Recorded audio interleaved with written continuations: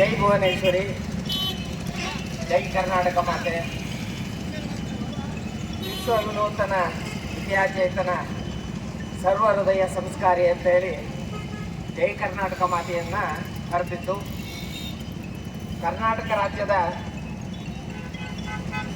ಏಕೀಕರಣದ ನಂತರ ರಾಜ್ಯದಲ್ಲಿ ಹಲವು ಭಾಷೆಗಳ ವ್ಯಾಮೋಹದಿಂದಾಗಿ ಕನ್ನಡ ಭಾಷೆ, ಕನ್ನಡ ನೆಲ, ಜಲ ಇದನ್ನು ಮರೀತಕ್ಕಂಥ ಒಂದು ಸಂದರ್ಭ ಬಂದಿರೋದರಿಂದ ಕನ್ನಡ ಭಾಷೆ ಮತ್ತು ನೆಲ ಜಲದ ಅಭಿಮಾನವನ್ನು ಜನರಲ್ಲಿ ಮೂಡಿಸೋ ವಿಚಾರವಾಗಿ ನಮ್ಮ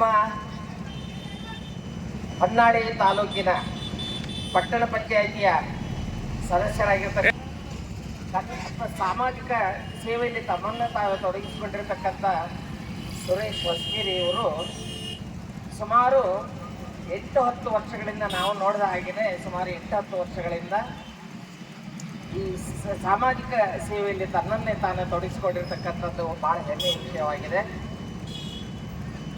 ಇವರು ವೈಯಕ್ತಿಕವಾಗಿ ನನ್ನ ವಿದ್ಯಾರ್ಥಿಯಾಗಿದ್ದು ಕೂಡ ಸಾಮಾಜಿಕ ಸೇವೆಯನ್ನು ಮಾಡೋದರಲ್ಲಿ ಒಂದು ಉತ್ತಮವಾದಂಥ ಪಾತ್ರವನ್ನು ವಹಿಸ್ತಾ ಇದ್ದಾರೆ. ಕನ್ನಡ ರಾಜ್ಯೋತ್ಸವದ ಈ ಸಂದರ್ಭದಲ್ಲಿ ನವೆಂಬರ್ ತಿಂಗಳ ಪರ್ಯಂತರವಾಗಿ ಹೊನ್ನಾಳಿ ಪಟ್ಟಣದ ಪ್ರತಿಯೊಂದು ಮೂಲೆ ಮೂಲೆಗಳಲ್ಲಿ ಸಂಚರಿಸುತ್ತಾ, ಅಷ್ಟೇ ಏಕೆ ನಮ್ಮ ತಾಲೂಕಿನ ಎಲ್ಲ ಗ್ರಾಮಗಳಲ್ಲಿಯೂ ಕೂಡ ಸಂಚರಿಸುತ್ತಾ ವೈಯಕ್ತಿಕವಾಗಿ ತಾನೇ ಸ್ವತಃ ಈ ಒಂದು ರಥವನ್ನು, ಕನ್ನಡ ರಥವನ್ನು ಮಾಡಿಕೊಂಡು ಜನರಲ್ಲಿ ನಾಡು ನುಡಿಯ ಬಗ್ಗೆ ಅಭಿಮಾನವನ್ನು ಬೆಳೆಸ್ತಕ್ಕಂಥವರು ನಮ್ಮ ಸುರೇಶ್ರವರು. ಇವರಿಗೆ ನಮ್ಮೆಲ್ಲರ ಪ್ರೋತ್ಸಾಹ ಇದೆ. ಕನ್ನಡ ತಾಯಿ ಭುವನೇಶ್ವರಿಯ ಆಶೀರ್ವಾದ, ಶ್ರೀ ಗುರು ಚೆನ್ನೇಶನ ಆಶೀರ್ವಾದ ಇವರಲ್ಲಿ ಇರಲಿ. ಇದರಿಂದ ನಾಡಿನ ಜನರಲ್ಲಿ ಭಾಷೆ ಮತ್ತು ಭಾವನೆಗಳು ಒಂದಾಗ್ತಕ್ಕಂಥ ಒಂದು ಪ್ರಯತ್ನವನ್ನು ಮಾಡಲಿ ಅಂತಕ್ಕಂಥ ಮಾತನ್ನು ನಾನು ಅಭಿನಂದನೆಯನ್ನು ಸಲ್ಲಿಸ್ತಾ ಸುರೇಶ್ ಅವರಿಗೆ ಶುಭ ಹಾರೈಕೆಯನ್ನು ಸಲ್ಲಿಸ್ತಾ ಇದ್ದೀನಿ. ಮತ್ತು ನಿಷ್ಠೆ ಬಹಳ ಮುಖ್ಯ ಆಗ್ತಾ ಹೋಗುತ್ತೆ.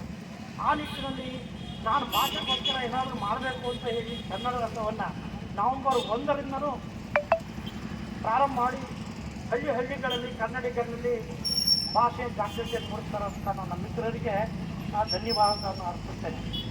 ಮತ್ತೊಂದು ಕಾರಣ ಏನಂದರೆ, ಇದರ ಜೊತೆಗೆ ಸಾಮಾಜಿಕ ಕಳಕಳಿಯಾದಂಥ ಯಾವುದೇ ಕೆಲಸ ಆದರೂ ಸಹ, ಅದು ಧರ್ಮ ಆಗಿರ್ಬೋದು, ಸಾಹಿತ್ಯ ಆಗಿರ್ಬೋದು, ಸಂಗೀತ ಆಗಿರ್ಬೋದು, ಯಾವುದೇ ಒಂದು ಪ್ರಾಕಾರಕ್ಕಾದ್ರೂ ಕರೆದರೆ ಬಂದು ನಮ್ಮ ಕೈಲಾದ ಸೇವೆ ಮಾಡೋಂಥ ಒಂದು ಅಭಿಲಾಷ ಹೊಂದಿರೋಂಥ ಯುವಶಕ್ತಿ ಅವರಿಗೆ ಪರಮಾತ್ಮ ಕನ್ನಡ ಇನ್ನೂ ಒಳ್ಳೆಯ ಸೇವೆ ಮಾಡೋಕ್ಕೆ ಕೊಡಲಿ ಅಂತ ಹಾರೈಸ್ತಾ ನಾನು ಅವರಿಗೆ ಧನ್ಯವಾದಗಳು ಅರ್ಪಿಸ್ತೇನೆ. ನಮಸ್ಕಾರ.